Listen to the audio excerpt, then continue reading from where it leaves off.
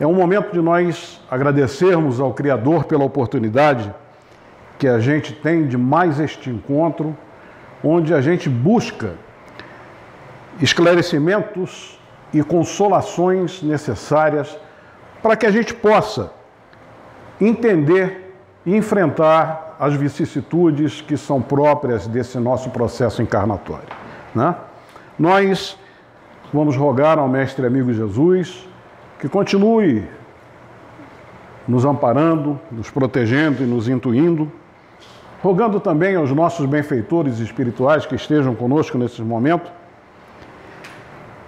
de maneira que nós possamos encontrar aqui aquilo que a gente veio buscar, que é a paz, a tranquilidade, o entendimento, o amor principalmente, né?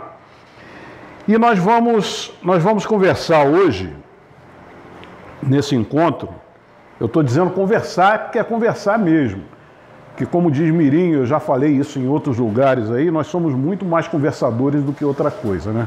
Palestrante é outro papo. Palestrante é tipo, esse fim de semana, eu estou em estado de graça com o Frederico Menezes, o nosso companheiro lá de Cabo de Santo Agostinho, que esteve fazendo um seminário aqui na Elma, o Aderaldo esteve presente, Socorro Carneiro também esteve presente, foi até agraciada, né, Socorro? Com um brinde lá, né? Hoje, na parte da manhã no seminário. Aí sim, seria um palestrante. Mas nós somos mais conversadores do que outra coisa. A gente joga muita conversa fora, alguma coisa se aproveita. Espero que vocês aproveitem também alguma coisa que a gente possa estar externando por aqui, né? Mas a gente vai falar sobre um assunto muito importante no quadrinho que nós colocamos lá, tanto no Facebook, na divulgação, nos grupos sociais e no WhatsApp. Nós colocamos o tema da palestra é a verdadeira propriedade, né? É um assunto muito importante que não foi lido no Evangelho aqui, que é tratado no capítulo 16, nos itens, especificamente nos itens 9 e 10 do capítulo 16 do Evangelho segundo o Espiritismo. Trata lá sobre a verdadeira propriedade, né? E nós vamos procurar entender o que é isso e como a gente lidar com essas coisas, que é mais importante do que tudo, né? Nós sabemos que a vida aqui na Terra, eu digo nós, pelo menos no nosso segmento espírita, nós sabemos que a vida aqui na Terra é transitória. Nós estamos aqui de passagem. Agora prestem atenção no que eu estou dizendo. A vida aqui na Terra é transitória, tá? Alguns estão em programa de reparação, outros estão presentes aqui para cumprirem provas e expiações. Nós estamos num planeta de provas e expiações, aspirando a um mundo de regeneração. Outros estão em missão, estão cumprindo missão por aqui, tá? E aí a gente abre um parêntese e observa que tem muita gente que anda por aí dizendo que do jeito que as coisas estão, o mundo praticamente acabou. O mundo está acabado.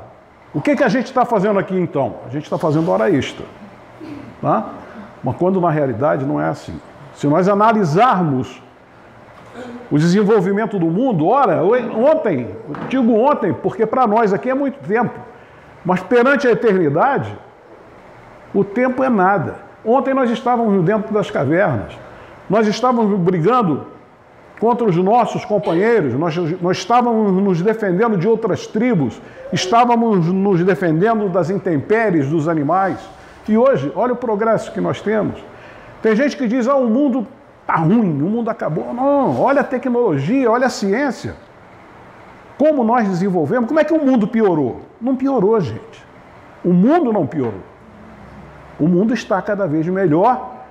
E hoje, por isso que eu digo, estou em estado de graça, porque notícias boas têm que proliferar também. E como foi dito hoje, nós tomamos consciência lá na Associação Espírita Leopoldo Machado, existem focos de luz voltados para a Terra, que a tendência é sempre nós melhorarmos. Digo nós, a humanidade, o mundo todo, a tendência é essa, apesar dos crimes, dos assassinatos, das barbáries que têm acontecido por aí. A tendência é melhora. Porque não são divulgadas estas boas ações, esse progresso que a gente fala por aqui? Porque não dá ibope. Porque não há interesse nessas divulgações. Então, nós sabemos que nós estamos aqui de passagem. É uma experiência transitória, tá? E sabemos também que por mais longa que nós tenhamos essa nossa existência, nós sabemos que ela é finita. Ela vai ter um fim. Olhem bem que eu já mudei. Eu falei em vida, eu já estou falando em existência agora. Por mais que nós pensemos que nós temos uma existência longa, ai, que vida longa, meu Deus do céu. Não, não é vida longa. Ela é finita, nós sabemos que tem um fim. Nós temos consciência e certeza que o dia final chegará. O derradeiro dia vai chegar. E chamamos atenção também para uma outra coisa, não vamos confundir. Agora sim, vida com existência. São duas situações diferentes, né? Numa visão simplista, a gente pode dizer que existência é o fato da gente viver. Existência é o fato da gente estar vivo, está aqui, está respirando, tá? O que vai se confundir com o conceito geral de vida,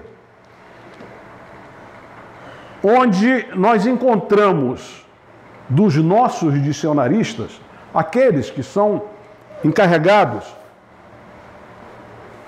de conceituar, de definir as situações diversas, nós encontramos um conceito interessante. Eles dizem o seguinte, eles dizem que vida é propriedade que caracteriza os organismos cuja existência evolui do nascimento até a morte. Ó, vida, propriedade que caracteriza os organismos cuja existência evolui do nascimento até a morte. Ou seja, para eles, para esses teóricos, vida corresponderia do berço ao túmulo. Isso é vida. E seria isso na realidade? Nós vemos então que se confunde com a existência. E o que seria a existência? A doutrina espírita, porém, ela entende de uma maneira diversa, tá?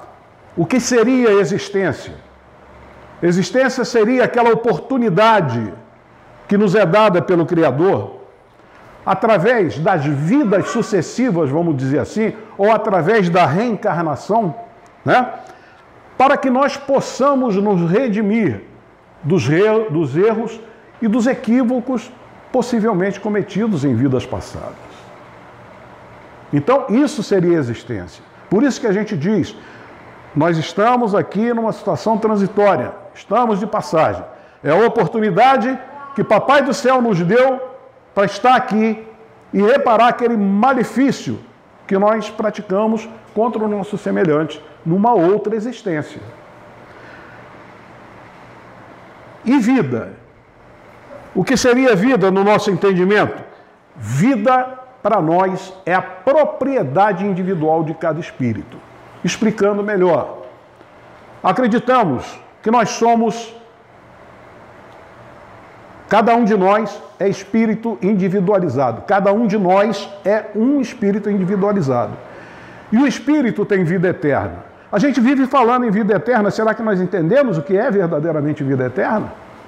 Vida eterna é aquela que está reservada para o nosso espírito quando nós saímos dessa vestimenta que nós trazemos hoje. Então, aí está a verdadeira vida. Por isso é que nós dizemos que a verdadeira vida é a vida que a gente tem no plano espiritual. É a vida que a gente vai alcançar nos diversos planos que nós atravessarmos. Saímos do mundo primitivo, estamos no mundo de provas e expiações, vamos para o mundo de regeneração, depois para os mundos felizes e para os mundos angelicais ou de angelitude. Conforme didaticamente hoje nos foi lembrado isso, Kardec fez a colocação, educador que ele era, Então, ele didaticamente, ele descreveu assim. São fases que nós temos. Isso seria a vida. Vejam que há um prolongamento. E nessas vidas existem várias existências, né? Então, nós estamos aqui realmente para cumprirmos missões previamente planejadas. Por isso que nós dizemos, a verdadeira vida, qual é a verdadeira vida? É a vida espiritual, é a vida do Espírito, né? E nós entendemos também que o plano espiritual, esse plano que nós vamos ocupar, é o ponto de partida e o ponto de chegada de todos os espíritos, de todas as almas, vamos dizer assim, que renascem na Terra. Então, esse é o ponto de partida e ponto de chegada para todas essas almas que aqui aportam, trazendo planos de trabalho. E aí nós verificamos que a morada natural dos espíritos é no plano espiritual. Agora, infelizmente, a grande maioria dos homens ainda não se deu conta disso, né? Não conseguiu assimilar essa verdade da finitude da vida, dessa questão da transitoriedade, ainda não conseguiu assimilar isso. E vivem aqui na Terra, centrando nela todas as suas aspirações e desejos. Infelizmente é assim, todos os homens. Que se não fosse assim, nós não estaríamos diante de todas essas, vamos colocar, bandalheiras que a gente vê por aí. Então as suas aspirações e desejos são colocadas num plano muito maior do que o valor que deveriam dar para essa vida interior que nós temos, essa vida de espírito, né? Eles procuram, por que eu digo isso? Porque normalmente procuram riqueza, procuram poder, procuram projeção social. Hoje o homem está assim, dessa maneira, né? Mesmo à custa de atos que nós dizemos vergonhosos, que são atos vergonhosos. A gente vê um noticiário, a gente abre um jornal, abre uma revista, uma coisa qualquer, a gente fica com vergonha. Tem uma hora que eu fico com vergonha, eu olho para aquilo ali e falo, meu Deus, que isso, não pode. Aí chega o ponto da gente abandonar tudo aqui, não quero saber mais disso, não quero saber mais de notícia, mas se a gente não souber, a gente não interage com a vida, a gente não participa da vida. A gente tem que estar sabendo, principalmente aqueles que têm cargos, profissões que dependem da sua atualização no mundo em que vive. Porque senão vão ser esmagados, vão ser passados para trás. Agorinha mesmo, conversando ali fora com Priscila, eu tenho interesse nisso assim, porque eu faço doutorado e tal, para mim é interessante, né?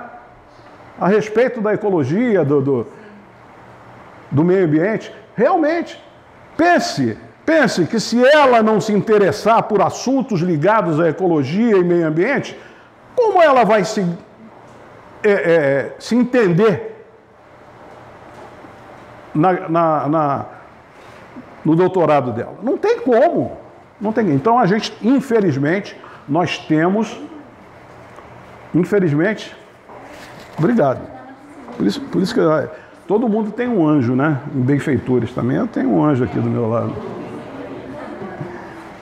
Tá vendo? Então, é necessário que nós tenhamos interação com a vida, com todas essas situações. Infelizmente, é uma realidade, né? E essas pessoas que buscam nas riquezas, buscam nos seus anseios pessoais, eles agem como se apenas eles ou os seus próximos fossem os únicos a existir na Terra, como fossem os únicos importantes que existem, esquecendo totalmente o seu próximo, o seu semelhante, como nos foi ensinado no Evangelho. No Evangelho não nos ensina que nós devemos amar até os inimigos. Não gosto dessa palavra também não, mas não ensina, Márcio? Ensina. O Evangelho ensina para a gente que até os inimigos devem ser amados. Mas que amor é esse? Que apego é esse da gente estar vendo mala com 51, outro com 300 milhões, outro com não sei quanto e dinheiro no paraíso fiscal e tudo mais. Gente, é danado, né? Mas isso seria uma outra oportunidade para a gente conversar. E nessa ótica que eles enxergam a vida dessa maneira, eles não têm um pouquinho de vergonha, um pouquinho de acanhamento, tá? E não hesitam em semear a miséria, não hesitam em semear a discórdia, a desgraça, a desigualdade na vida de quem quer que seja. Não sendo deles, não sendo seus familiares, tá? Pouco importa. E esquecem totalmente aquele maior, ou segundo maior ensinamento que nos foi legado pelo Divino Nazareno, que elegeu o primeiro mandamento como? Amar a Deus sobre todas as coisas. E o segundo maior, ao próximo como a si mesmo. Então esquecem totalmente disso. E é isso que nós pregamos, né? Mesmo aqueles que chegam aos extremos da sordidez,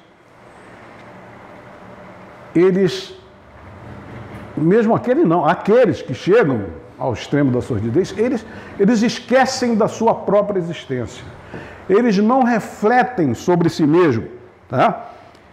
Numa demonstração clara de que estão envolvidos pelo exclusivismo, pelo individualismo, tá? O que fatalmente leva todos eles que agem assim a uma das maiores mazelas que nós temos na humanidade, que é o egoísmo. Só pensam em si e nos seus. Então,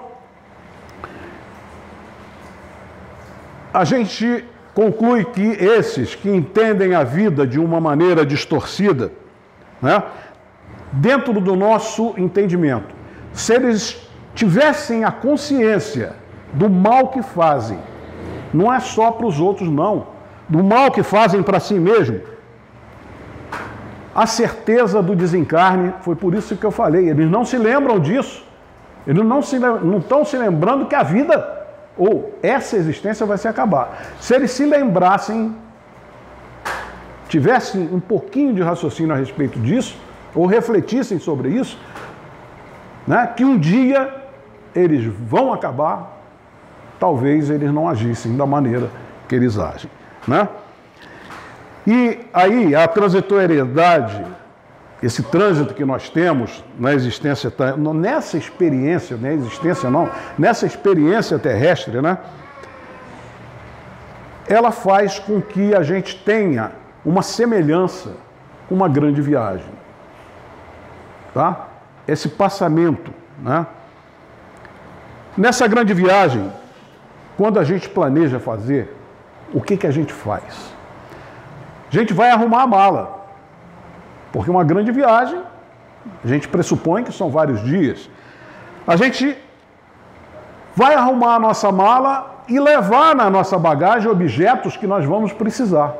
Não é isso? Nós levamos objetos que nós vamos precisar nessa viagem. Mas de vez em quando, ou de vez em sempre, quando a gente planeja essa viagem, faz a mala e vai levar, a gente constata que levou coisa demais. Né, dona Maria Luísa? Levou sapato demais, levou secador demais, levou calça demais, levou blusa demais. Né? A gente vê, a mala fica abarrotada. Hoje, então, é um prejuízo danado que a gente está pagando bagagem. Né? Aí vem que, realmente, a gente esquece muitas das vezes aquelas coisas que nos são úteis verdadeiramente para levar coisas, às vezes, sem importância, coisas que nós nem vamos usar, e coisas que vão nos atrapalhar, às vezes, porque entulha a mala. E aí, a gente já entra praticamente dentro do tema que a gente quer explorar. De que adianta, eu perguntaria a vocês, de que adianta a gente gastar tempo e gastar esforço em levar coisas nessa viagem que a gente não vai usar? De que adianta isso? Tá? Quando nós atravessarmos a fronteira no nosso derradeiro destino, né, no nosso derradeiro momento da nossa existência, conforme o que nós levarmos conosco, nós vamos correr o risco de chegar ao nosso destino na condição de verdadeiro mendigo. que vamos chegar lá e vamos ver. Isso não vai nos servir para nada. Levamos coisa demais, muita coisa. Mas o que era útil mesmo para nós levarmos, nós não levamos. Né? A gente está sempre afirmando, ou a afirmar, que a cada um será dado segundo suas obras. A gente não fala muito isso. O espírita gosta dessas coisas, né? Fala muito, né? Outra coisa que a gente fala, fora da caridade não há salvação. Oh, como a gente gosta de falar isso. Mas daí de falar e praticar tem uma distância bastante grande, né? Os nossos irmãos evangélicos, com todo respeito, eles têm comumente o costume de dizer que Deus tem um propósito para cada um de nós. Não falam, repetem muito isso? Repetem. E eles estão sem razão? Então não. Não, não. Deus tem realmente um propósito para cada um de nós. Por isso nós já dissemos no início, estamos aqui cumprindo missão. E de acordo com o desempenho dessa missão, é que esse propósito vai ser atingido, né? Nós entendemos que nós temos então uma missão a cumprir. O segmento católico exalta muito aquela citação: mais valem as mãos que fazem do que os lábios que rezam. Não falam muito isso? Principalmente através de Madre Teresa do Calcutá, tá? E seguem dessa maneira um outro ensinamento, que a fé sem obras é morta. Não falam muito isso também os irmãos católicos? E é mentira? Não, é verdade. Então Deus tem um propósito para cada um de nós. A fé sem obras é morta? É. Mais valem as mãos que fazem do que os lábios que rezam? É outra verdade. Fora da caridade não há salvação? Não, não há. Então, e aí eu questionaria também, faria uma outra pergunta. O que é que nos falta? O que é que nos falta para nós entendermos o que nós devemos preservar e o que nós precisamos levar? O que é que falta? Todos os segmentos cristãos têm esse ensinamento. Falta alguma coisa? Falta. Falta a vontade nossa, né? Leon Denis, que muitos aqui sabem que eu sou macaco de auditório de Leon Denis, né? Tanto que eu tenho quase todas as obras dele, inclusive tem uma obra emprestada, né? Já começou a ler? Ainda não. Não? Mas excelente. Hoje também foi lembrado por Fred 3 obras principais de Leon Denis, e eu ainda acrescentei, conversando com uma amiga nossa, Lazezé, eu falei, faltou, que é muito ligada a ele, quer dizer, é a motorista dele praticamente, eu falei, faltou ele citar o porquê da vida. Mas ele falou sobre o grande enigma, falou, como é que é? Me ajuda aí, Eugênio. Problema do ser, do destino e da dor, entendeu? O espiritismo, cristianismo e espiritismo, pô, são obras excelentes, tá? Para a gente entender a filosofia espírita, tá? Então, Leon Denis, nessa obra que está com o Jô ali, o que é o espiritismo, ele tem uma observação que diz o seguinte: sede irmãos, ajudai-vos, sustentai-vos na vossa marcha coletiva. Vosso objetivo está mais distante do que essa vida material e transitória. Ele está nesse futuro espiritual que vos reunirá como membros de uma só família, ao abrigo das preocupações, das necessidades e dos males inumeráveis. Merecei-o, pois, pelos vossos esforços e vossos trabalhos. Olha só que coisa maravilhosa, e entendimento filosófico também, maravilhoso isso. Agora mesmo, conversando na sacada, a gente dizia que realmente a gente tem que se doar nesse sentido de nós nos doarmos para o nosso semelhante e principalmente para nós mesmos, entendendo que nós devemos ser melhores a cada dia. Nós temos que ser melhor hoje do que nós fomos ontem, nós temos que ser melhor amanhã do que somos hoje. Porque uma das principais bandeiras da doutrina dos espíritos qual é? Alcançarmos uma humanidade melhor. E só alcançaremos uma humanidade melhor quando cada um de nós for melhor. Aí sim. Então, vejam que Leon Denis é, sem dúvida, o grande apóstolo do Espiritismo como foi eleito. Tá? E pouca gente, muito pouca gente dá valor a esse apóstolo. Agora, a gente faz uma observação. Sem dúvida nenhuma, a gente tem que cuidar dos nossos interesses terrenos também. Tá? Nós temos interesses terrenos. Não há problema nenhum em desfrutarmos bens materiais. Não há problema nenhum a gente ganhar dinheiro. Não há problema nenhum a gente ficar rico. Não há problema nenhum. A questão é como se ganha e como se gasta. Tá? Ganhar dinheiro como esse pessoal tem ganho aí, eu prefiro ficar pobre. E gastar também no desfrute geral da vida, de uma vida onde você só encontra o quê? Encontra os anseios pela fortuna, encontra os anseios pelo poder, pela beleza. Nada disso vai atravessar os portais da eternidade. Nada disso. Podem ter certeza disso. Tá? Para nós que nos dizemos cristãos, é insano. É doideira a gente ficar pensando ou nos comprometendo com essas questões transitórias que nós temos aí como beleza, fortuna, poder, tá? Comprometendo a nossa própria dignidade. A gente compromete a nossa dignidade especial. Então, isso deve ser levado em consideração, tá? E o consolo. Aonde vem o consolo da doutrina espírita? Vem o consolo que o momento de nós resgatarmos todas essas situações de erros e equívocos vai chegar, tá?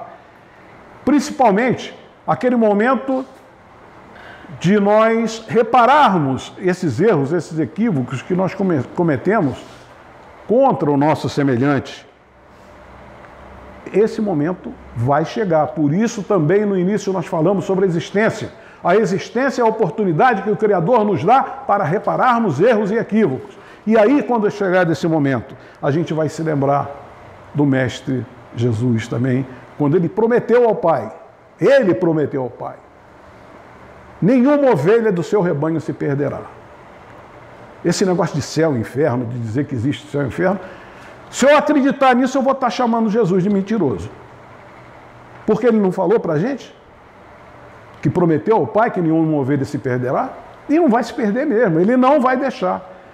Pode ser que não seja hoje, pode ser que não seja na próxima encarnação, mas certamente, um dia, nós teremos a redenção. Tá? Essa questão de dinheiro, de bens, de poder, vão ficar para trás. Mas os atos dignos não ficarão nunca. Os atos indignos que nós praticamos também vão ser levados na nossa consciência quando nós daqui partirmos. Tá? E aí, o que vai acontecer? Lá, como comumente se diz também, do outro lado, o remorso toma conta da gente. E o remorso vai nos direcionar para onde? Para o resgate. Esses dias nós estivemos conversando a respeito do arrependimento. É outra palavra que eu não gosto.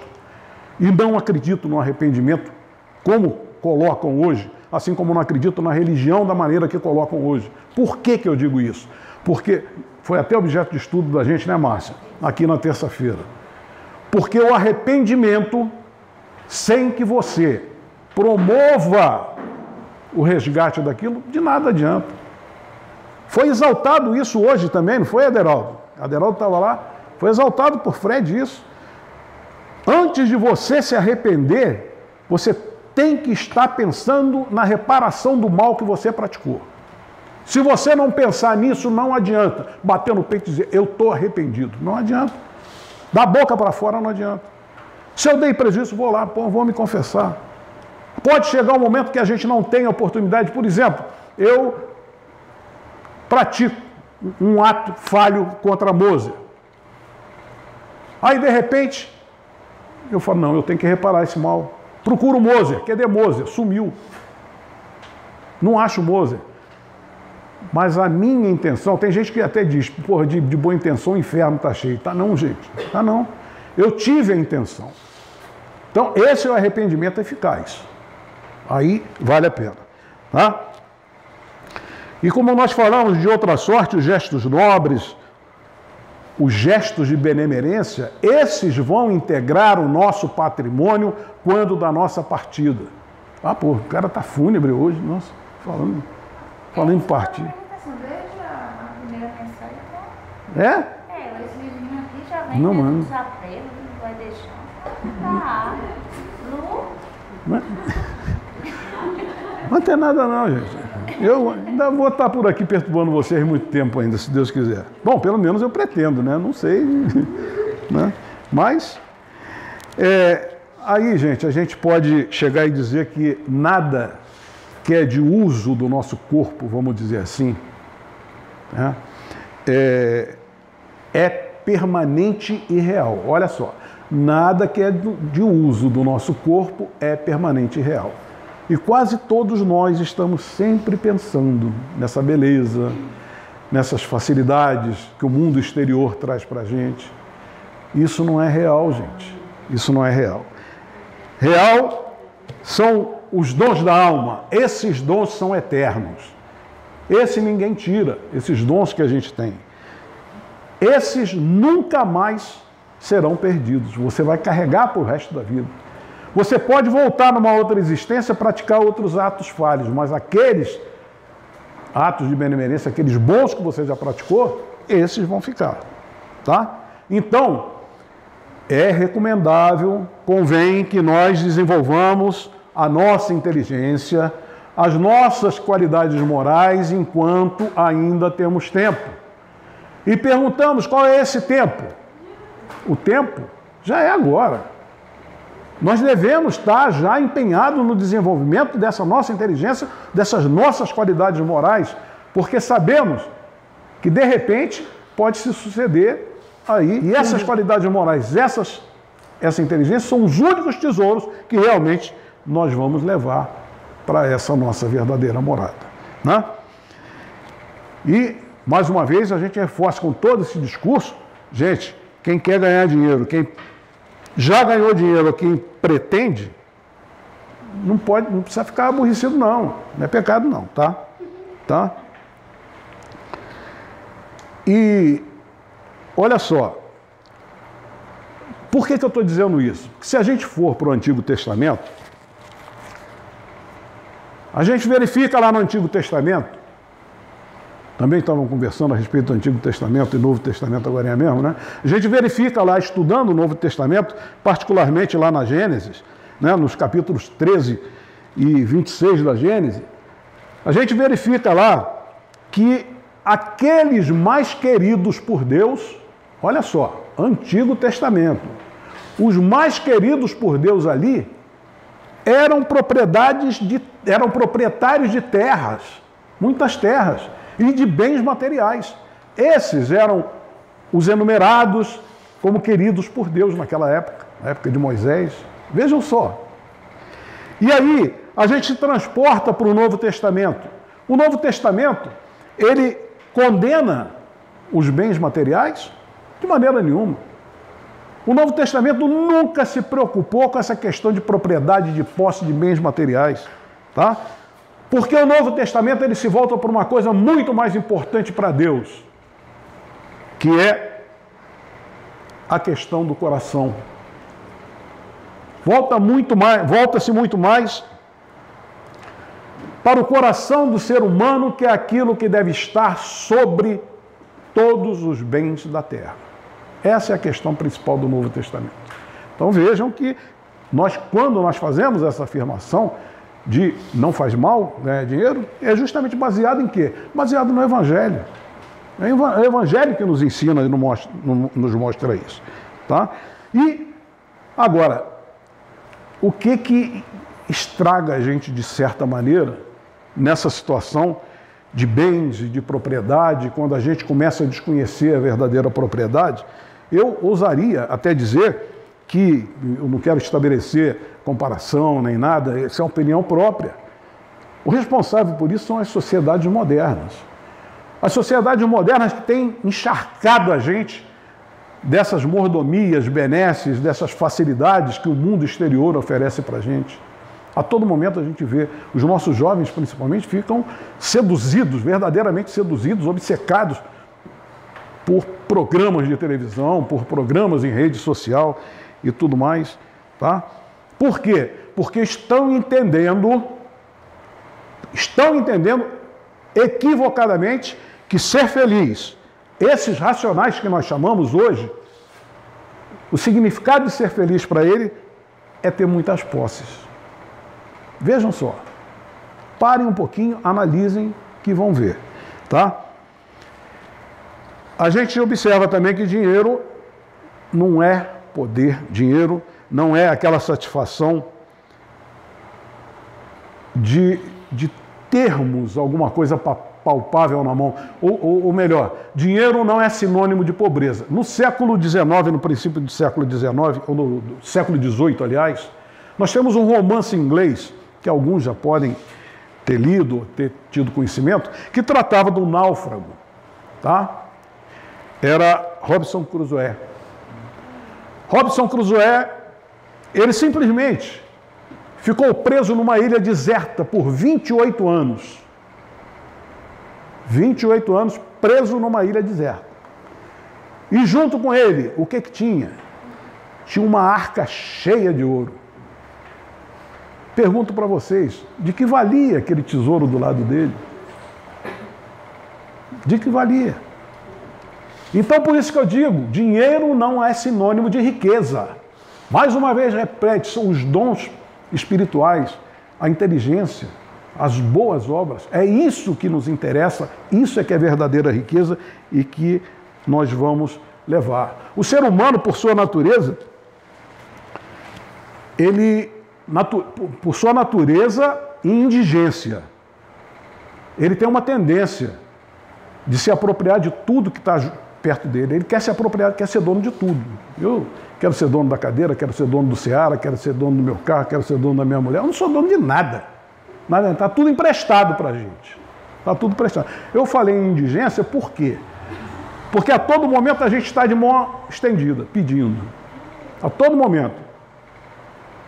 Deus, me ajuda a fazer isso, me ajuda a ficar rico, me ajuda a ganhar dinheiro, me ajuda a ter um bom emprego, me ajuda a ter uma mulher bonita. Eu não preciso pedir isso porque eu já tenho. Então a gente é indigente, a gente está sempre pedindo. Quantos de nós aqui se lembram no dia a dia de parar um pouquinho, sentar, ou deitar, ou ficar em pé e falar, muito obrigado, meu Deus, pelo que eu tenho, pelo que o Senhor me confiou hoje. Danado, gente. Danado. Então, a verdadeira riqueza passa por cima de tudo isso aí. Tá? Nada nos pertence, nem o nosso próprio corpo físico nos pertence, como nós já dissemos. Tudo que nós possuímos é um empréstimo de Deus. Deus nos empresta. Empresta ou não empresta? Empresta. Não precisa nem responder. Porque assim que Ele quiser, Ele tira. No momento que Ele quiser, Ele tira. Se não tira os bens, tira você. Bota você em outro lugar. É assim. É assim. Então nós precisamos ter essa consciência. Consciência de que nós devemos valorizar os bens espirituais, não os bens materiais. Tá?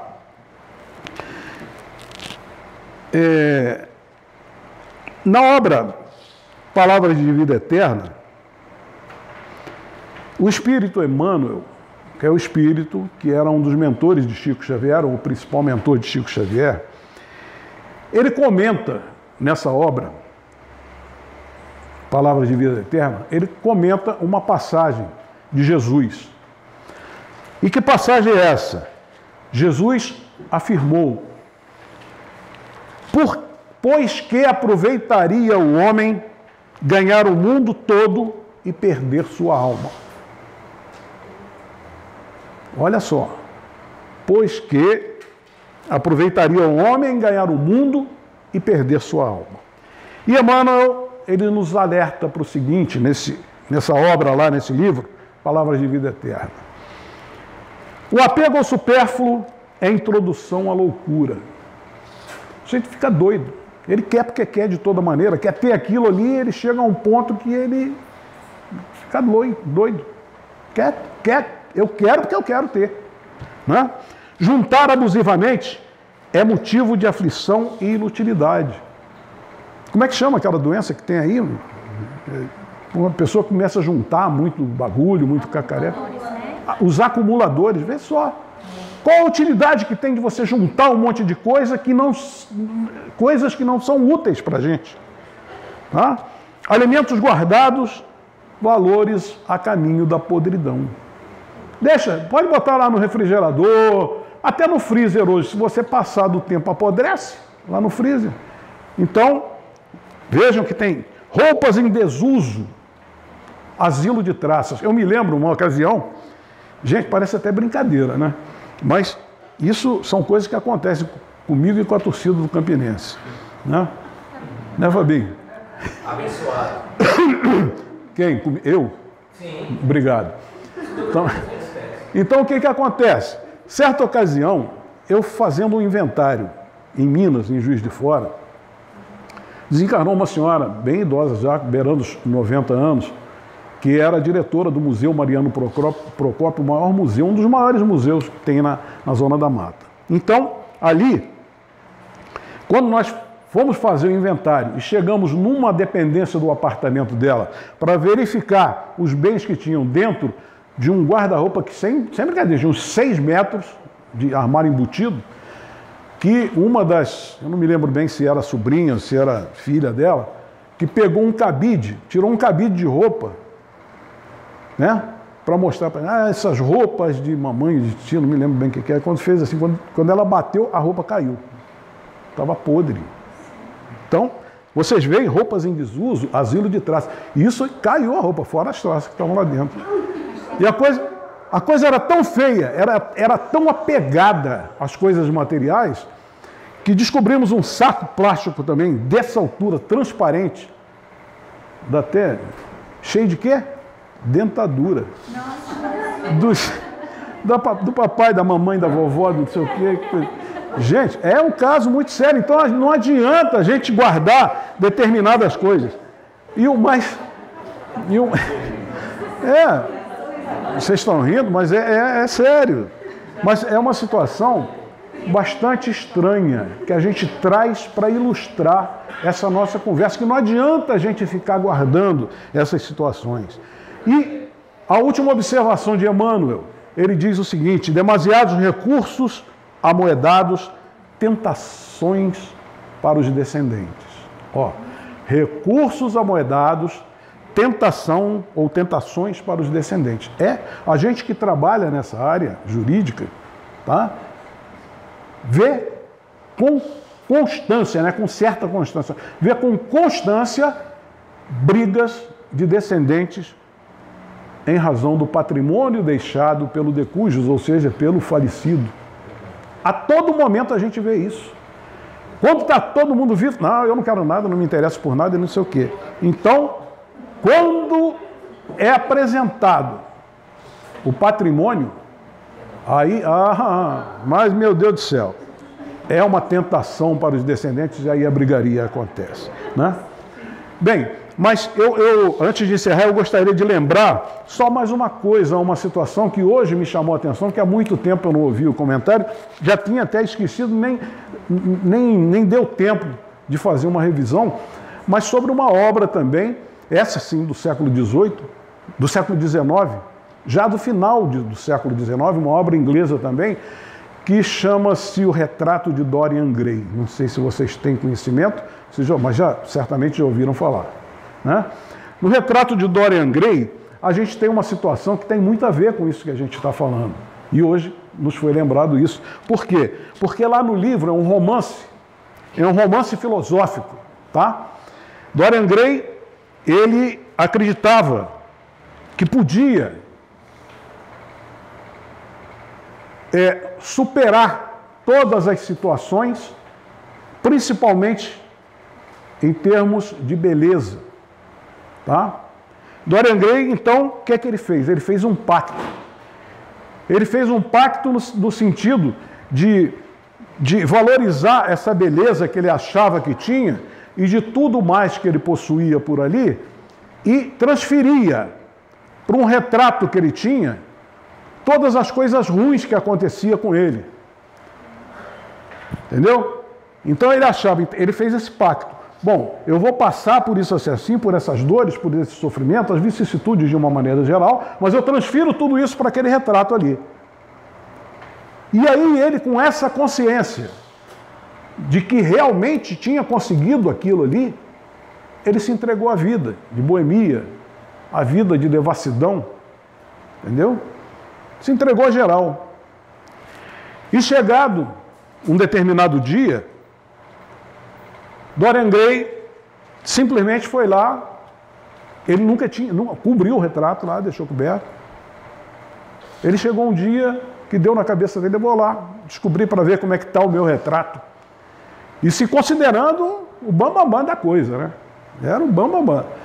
Quando ele descobre o retrato, o que ele viu ali? Um verdadeiro monstro. De coisas ruins acumuladas lá. Foi tal a decepção dele. Eu trago isso como uma ilustração também para a nossa conversa, de que não adianta a gente valorizar a beleza, valorizar o poder, valorizar essas coisas fúteis que a gente tem por aí, tá? Porque quando nós nos descobrirmos perfeitamente, nós vamos ver que monstro nós fomos, nós vamos descobrir em que nós nos tornamos. Por isso é que a gente recomenda, não que eu seja santo, que eu esteja verdadeiramente praticando isso todo dia, toda hora, mas eu faço o possível, porque é aquela velha história, o verdadeiro espírita, como é que a gente conhece? É pela sua luta no cotidiano para vencer as más tendências, as más inclinações. E isso eu procuro fazer. Se eu consigo, é outra conversa. Mas que eu procuro fazer, eu procuro. Né? Espero que vocês tenham entendido, e para encerrar esse nosso encontro, eu gostaria de deixar com vocês um trecho da mensagem que é seguinte ao item 9 do Evangelho segundo o Espiritismo, que é o item 10, é um trecho, um pequeno trecho, que diz o seguinte: os bens da terra pertencem a Deus, que os dispensa à sua vontade, e o homem deles não é senão o usufrutuário, o administrador mais ou menos íntegro e inteligente. Eles são tampouco a propriedade individual do homem, porque Deus frequentemente frustra todas as previsões e a fortuna escapa daquele que crê possuí-la pelos melhores títulos. E aí, meus irmãos, pensemos bastante, mas pensemos muito, muito mesmo, que os bens da alma, quais sejam a inteligência, os conhecimentos e as qualidades morais, esses são perenes, esses constituem a nossa verdadeira propriedade. Porque dos bens do corpo, isso que nós possuímos por aqui, isso são bens efêmeros, são bens que passam. Somos belos hoje, amanhã podemos estar destroçados. Né? Esses bens materiais que nós temos por aqui pertencem a Deus, conforme está lá no Evangelho segundo o Espiritismo. E com um detalhe, nós somos usufrutuários desses bens e um dia nós teremos que deles prestar contas da nossa administração. E a quem nós vamos prestar? A Deus. Pensemos bastante nisso. Que a paz, a luz e o amor do Cristo possa fazer morada em nossos corações. Muito obrigado.